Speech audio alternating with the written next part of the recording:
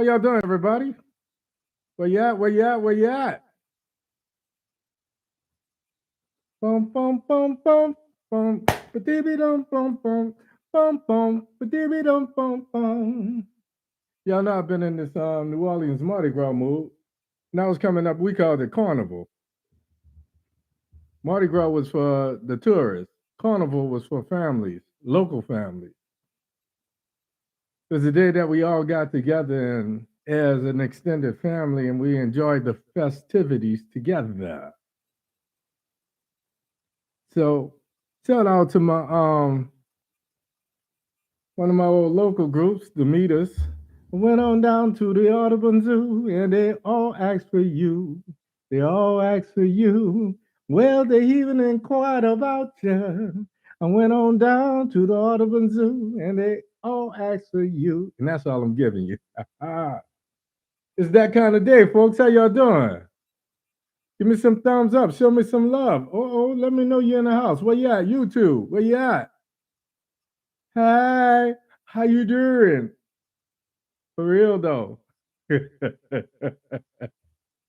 I think that's one of the best characters. How come the funniest characters are black comedians in drag? Be it Jamie and Wanda or Martin and Shanae, or even that other guy is Madeir. You know what I mean? I guess of the three, that other guy is Madeir has been the most successful. Madeir has been everywhere, huh? She done went to jail. She done had Halloween. I guess if anybody killed Freddy Krueger, it's gonna be Madeir, huh? Okay, Tyler, if you steal that, man, I want my share. You know, Madeir meets Michael Myers and Freddy Krueger. Let's see who's gonna come out alive. Went on down to the Audubon Zoo and they all asked for you. The monkey asked, the tiger asked, and the elephant asked me too. Bum bum bum bum bum, ba-dee-bee, bum bum bum bum, ba-dee-bee, bum bum. Yeah, you got to be kind of from New Orleans to know something about that there. But it's amazing how some New Orleans music has made it into the big leagues, and um, some of the artists have had more success with the music than the original artists did. How y'all doing, everybody?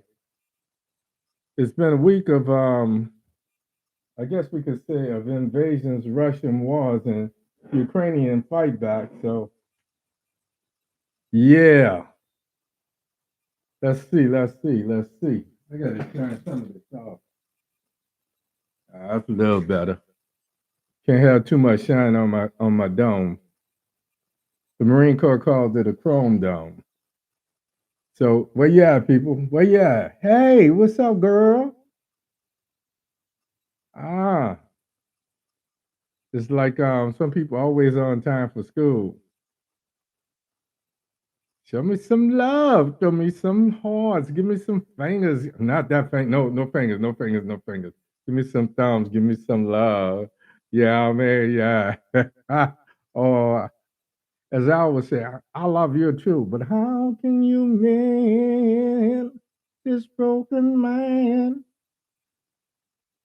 Something about I get my little taste and make me want to sing. Ah. How can lose I ever win? Hey there. Uh, ain't nobody bad like me. Hey. Man, I'm hyped. I'm hyped and I'm mad and I'm disgusted and I got a mix of emotions. Hold on. I need some air. Some air on the situation. Florida weather is just acting a fool. Man, that's a lot of love. You know I love you back, right? You know that, right?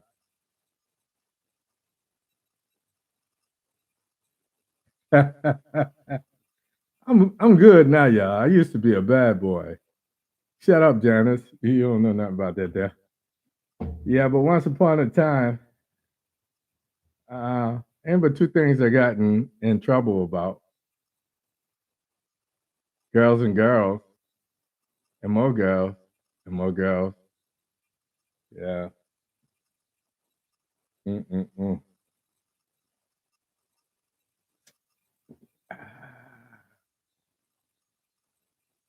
It hits you right there, right there, right there. Was it's like 1 minute past the half, so I'm gonna go ahead and get started. And I know some people are just kind of caught up. To all of those people that sent me text messages, that sent me phone calls and DMs and all of this, the inquiries about what did I think of the State of the Union address. I want to say thank you. And then I want to say, tune your buying in tonight and you'll hear what I think about it. So we're going to talk a little bit about that. We're going to talk a little bit about Biden. We're going to talk a little bit about Putin, Putin.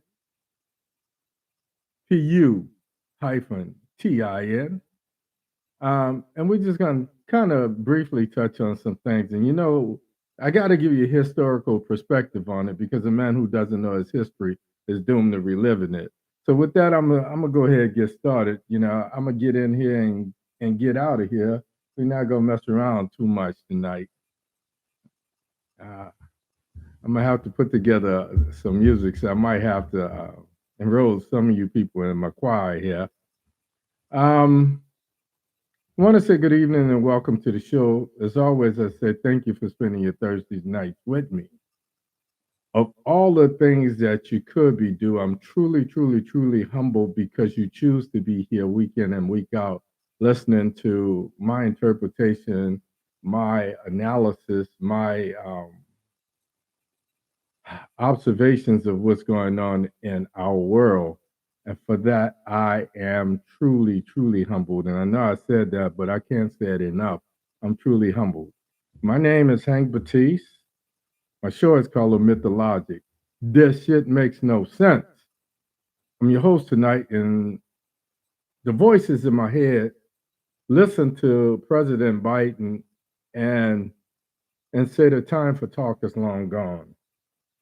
Either send a message to Manchin and the other Dems that you are the president, or your presidency, your presidency will be overshadowed by nothing but empty promises.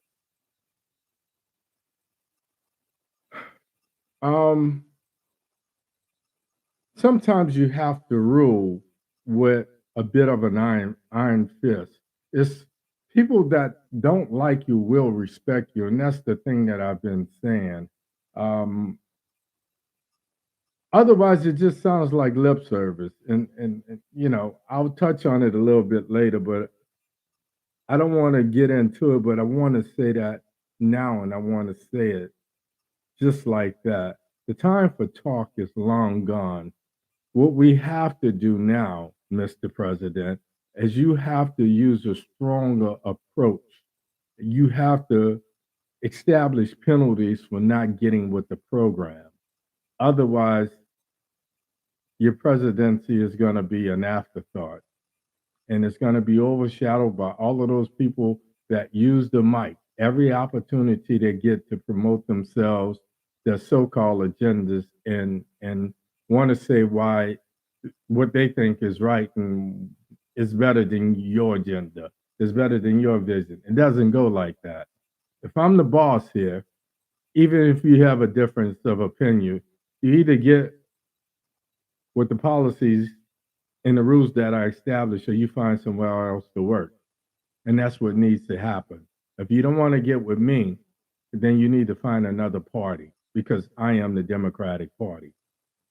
So, with that being said, it's been a week since PUTIN has attacked in Ukraine and started a war on 4 different fronts. So basically, he has the entire country boxed in. What we've seen and heard are mixed stories of woe is me, and how bad things are, and resiliency. Those people that have stood in front of tanks and those people that are basically bringing knives to a gunfight. Um, they're fighting the overwhelming force in the Russian military that's been established. So I'm going to talk a little bit about that as the night progresses, or the show progresses. And I'm going to get in, I'm going to get out.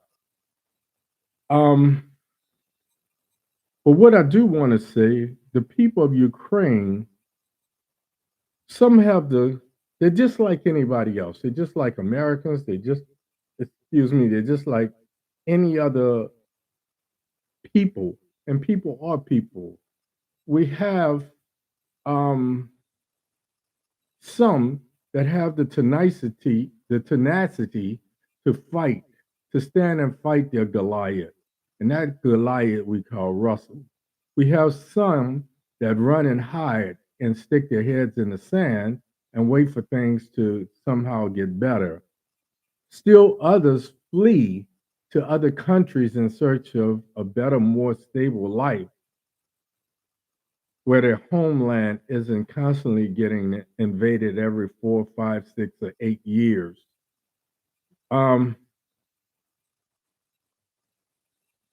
Putin has gotten whim to invade and conquer. He's about empire building, and part of this is the same thing that we just imposed on him. These sanctions that they've been under have been strangling the Russian economy and now the ruble and so forth and so on. And Biden talked a little bit about that the other night. Before you say I'm putting the Ukrainian people down, let me give you that disclaimer. Let me just remind you what I said. Ukrainians are no different than Americans or any other nationality of people for that matter. When faced with adversity, we have this rush of adrenaline, and it forces us to make a choice. Either we stand and fight or we flee. So it's a call, a fight and flight response. And we're going to see that. So when I talk about this, I don't want anyone to misinterpret. I don't want the whoopee thing to come up and say, well, he talked bad about the Ukrainian people and they're in this desolate situation. And what if he were there? No, I'm not talking about them. I'm talking about the situation that they're in. And I'm drawing parallels. So if anything, I want them to draw strength from those people that stand and fight, and even those other people, because not everybody has the fortitude to be in the Marine Corps or the Army or any place else. Some people they serve by being a nurse. Some people serve by just cooking a meal. So a lot of things are going on. So don't misinterpret what I'm saying.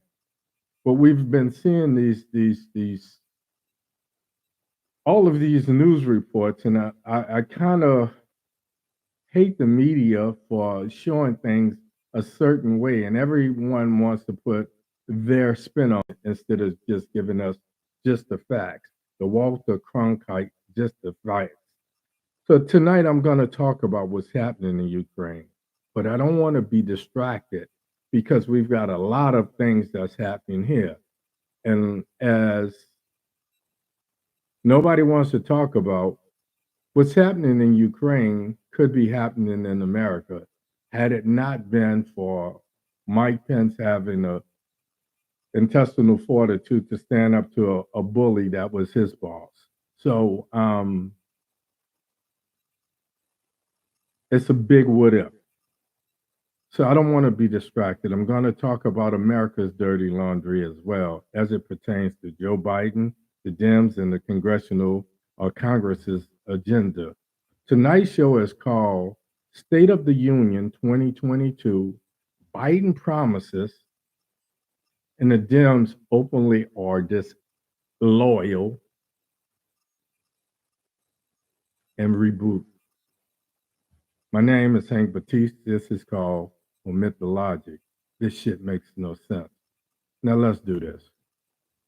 Putin, Putin, in his USSR's aspirations. This is partly a recap from last week, but I wanted to expand on it. Every week I'm kind of building on something until things change.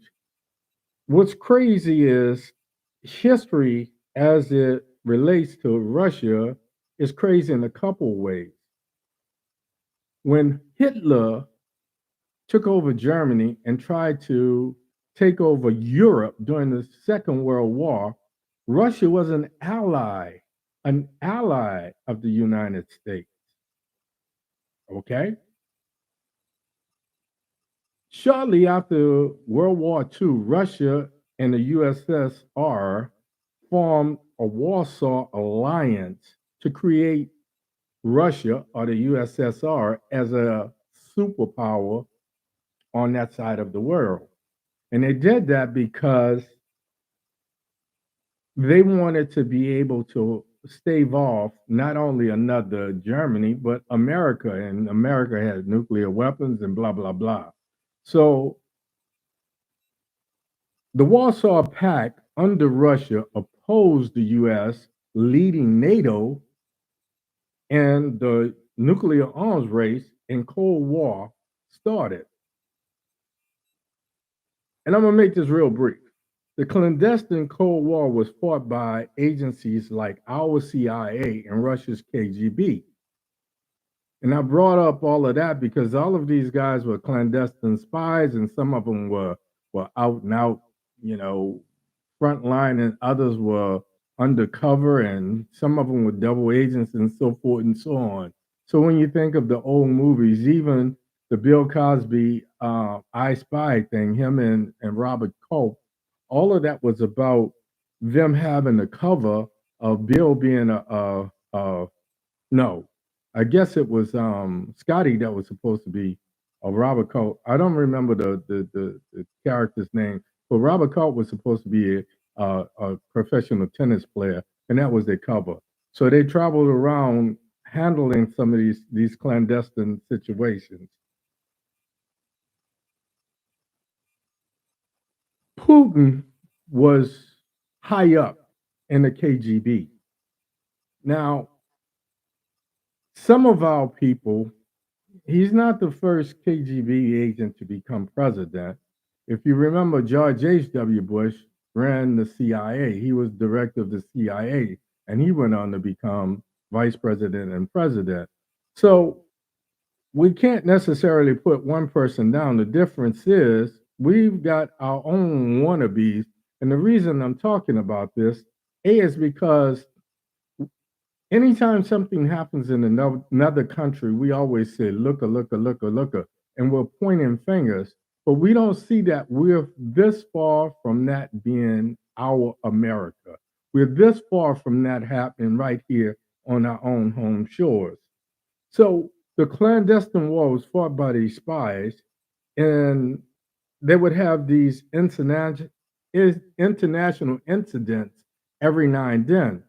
One of the most, if not the most notable incident during the Cold War and the nuclear threat came during the JFK's brief presidency. Russia placed missiles in Cuba, and JFK had about 13 days to decide whether he was going to escalate, de-escalate, or he stared them down. And what JFK did, a blockade, and said he would let no more ships, Russian ships or otherwise, into Cuba, so that they couldn't arm those missiles. They had so many intercontinental ballistic missiles, but Cuba is so close to us, they could have thrown a missile here. So that was the big thing. And this went on. My parents, some of our parents and older sisters and brothers, their generation was actually taught what to do in the event of a nuclear war. If anybody has seen any of the movies where we dropped a bomb on Hiroshima or Nagasaki, you know that hiding under a desk did nothing. A nuclear blast is crazy because it's a three-wave explosion. It's an intense fireball beyond one's comprehension. It sucks the air out, creates a vacuum, and then there's a recoil, a rebound. So it just decimates everything in its path. So this was a big deal up until this standoff. We thought after some time that we came to an agreement, and that happened primarily, let's say it culminated during the Reagan administration, where Reagan and Gorbachev got together and they decided to do some disarmament. So they talked about, we had enough bombs to blow up the world 10 times over. So it's time to start getting rid of some of this stuff. Because every time they would upgrade missiles, they kept other stuff in the silos. So they just added more places that they could send these missiles off.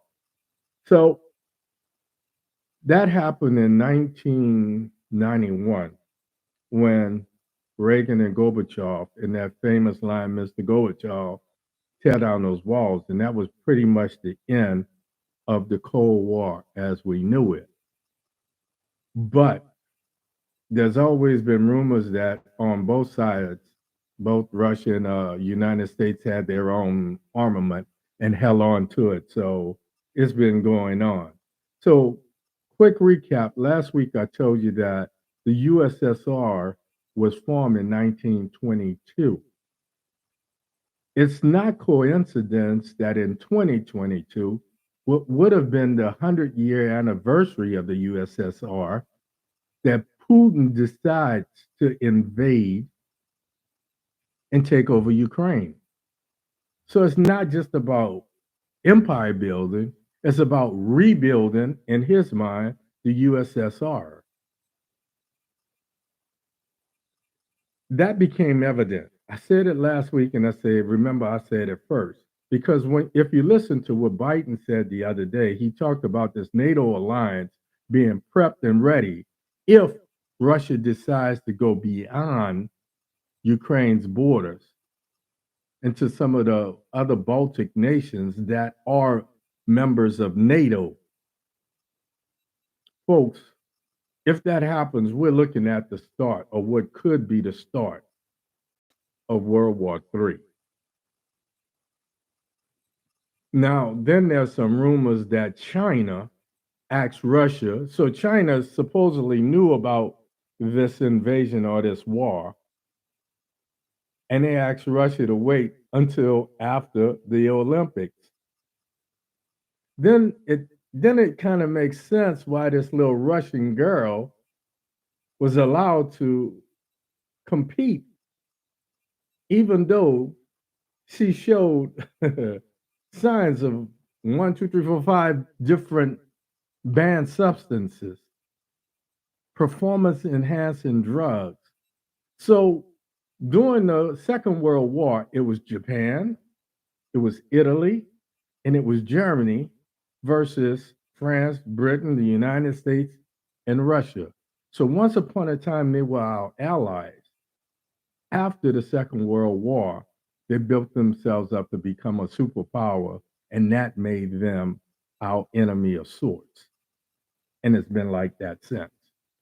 So today, Putin supposedly had a conversation with the French president, Macron, a macaroni, and they talked for over an hour and a half.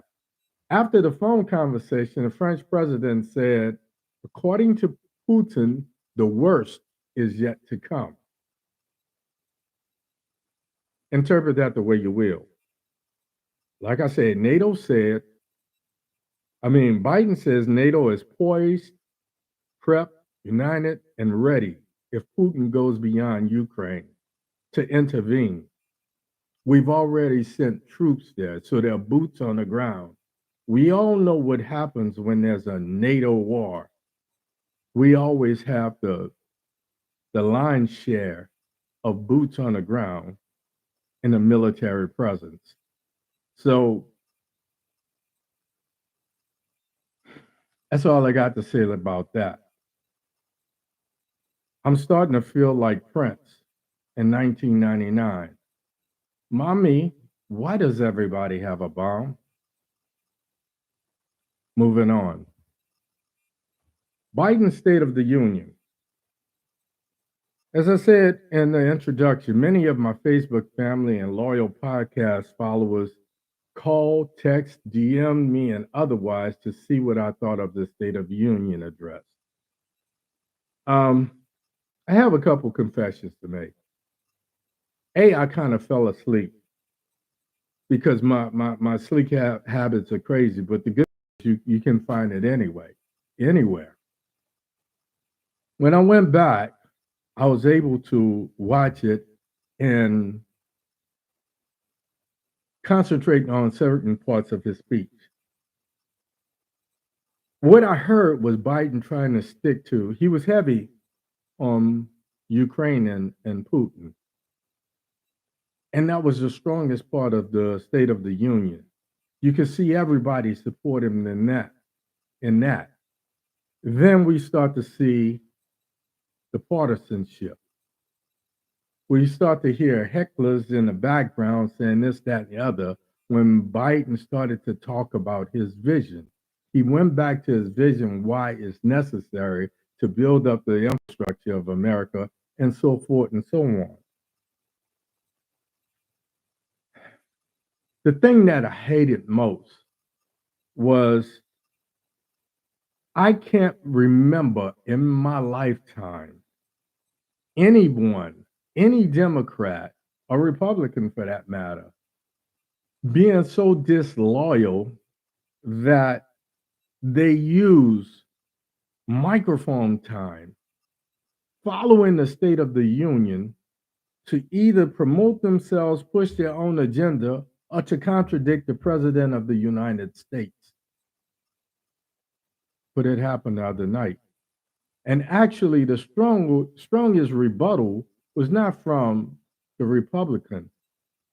It was from Dems themselves. So I'm going to say this one more time. Mr. Biden, if you do not get your guys in line, your presidency is going to be overshadowed by all of those who want to sit in the seat that you're sitting in. And I promise you, if they were sitting in the seat and your name was mentioned, they would be all down your throat, given the fact that they've been utterly disrespectful to you as president in the face of the Democratic Party. So I've said it 3 times. I've said it enough. This response since Louisiana Governor Bobby Jindal tried to make a name for himself when he was picked to give a rebuttal. So I was governor. Her first name is Kim. So I'm going to call the Governor Kim checkout lady because she talked about how when she worked in a grocery store as a checkout lady, how she noticed how people were being affected by inflation and this, that, and the other. So she says the Democrats have just been going buck wild and doing this and doing that, despite what they said. But the thing that really got me, we expected all of that. The thing that really got me was the contradiction. Because when Trump was in office, he tried to blackmail or strong arm the Ukrainian president. He did it for a couple reasons because he had this, I don't know, this brotherly love or this bro hug or this bromance with Putin, but he wanted something financial out of Ukrainian President Zelensky to send them the money and the arms that had already been promised to them since 2014 when Russia invaded the first time. When Zelensky was elected and the pro-Russian president was Biden. This shit is like a bad story on able to walk and chew. So while we're dealing with that over there, we have to deal with the home front. Otherwise, what's happening over there is nothing but distraction on us, and it'll be too late for us to do anything. So we need to focus, and Biden kind of talked about it in kind of past tense, and it pissed me off. Things like the John Lewis Voting Act, things like police reform, because, like I said last week, Black kids, young men and women are still being murdered by the police. The only difference is the media is not covering it. Now, whose fault is it? Is it the Dems? Is it the Republicans? Or what? But we need to have those things done. So we can't be so distracted by what's happening in Ukraine that we don't see some of those same things happening here in America. Let's deal with our dirty laundry. Let's get that shit stains off of our sheets before we hang them out. That's all I got to say about that, folks. The thing that's got me, and I'm gonna say this one more time, and then I'm gonna end this, because you guys are super saturated with what's been happening. We've been putting up with this for a year. We're getting to a place where COVID is supposedly more manageable. Maybe we're coming closer to herd immunity. I don't know. But I still hear of people dying. And simply because it's not someone that I know doesn't lessen their debt. So we got too many things on the home front. But the thing that got me, and the thing that gets me, is what if? What if Pence had done what Trump told him to do? Given the bromance between Despicable Donnie Trump and Vlad, the destroyer, Putin, then it wouldn't be China. If something happens now, it's probably going to be China, Korea, and Russia versus the rest of the world. The problem with that, all three of those countries have nuclear armaments, folks. So think about it. It's imperative that we be involved and engaged starting now. It's already March. This is the third month of the year. We have midterm elections happening in places around the municipal and state elections happening as we speak. So we have to be involved. We have to be engaged. We have to keep our eye on the prize. And more importantly, we have to turn these Kim checkout ladies. There's no reason this woman should be governor. But in the state of Iowa, and ironically, Iowa has the primary caucus for the president of the United States. And I said this before during the 2020 elections. When any place, especially a state, holds a caucus to tell us who we should vote for, and they have a Republican agenda, we can't trust that. So we have to do it for ourselves. All of these things that's on the book, it's time, folks. Let's get involved on the local levels, myself included. Let's start making a difference. Let's start unifying. Let's start strategizing so that we can overcome some of these redistricting. Let's get together so that we can overcome some of these archaic Jim Crow laws that have been made. More importantly, let's get those governors out of there. Let's get those, if it's a local, a state, or a federal representative. If they're not representing your needs and my needs, why are we allowing them to stay? And how? This is chess, folks. It's not checkers. But simply put, let's get involved now. Let's not be distracted. Though my heart goes out to the Ukrainian people, my heart's going to go out to American people.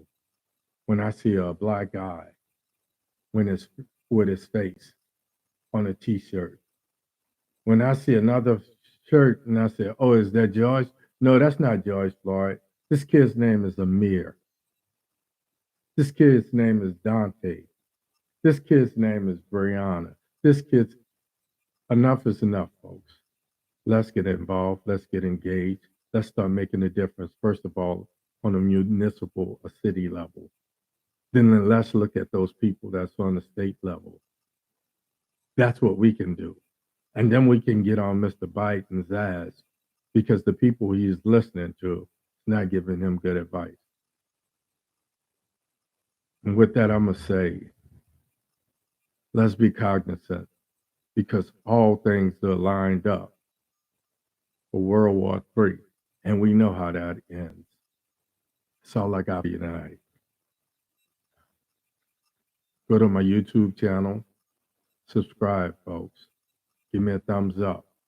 If you have already subscribed, share my podcast with a friend or a family member. Ask them to subscribe. And I can't talk, folks, because I'm so full. I'm so full of what's happening. And alone, I'm powerless. I met a young lady and she says, why do you do what you do?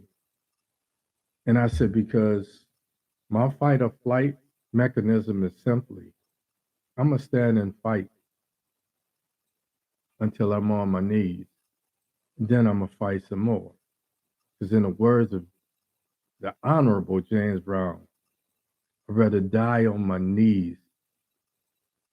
I'd rather die on my feet than to live on my knees. So I'm going to go down swinging.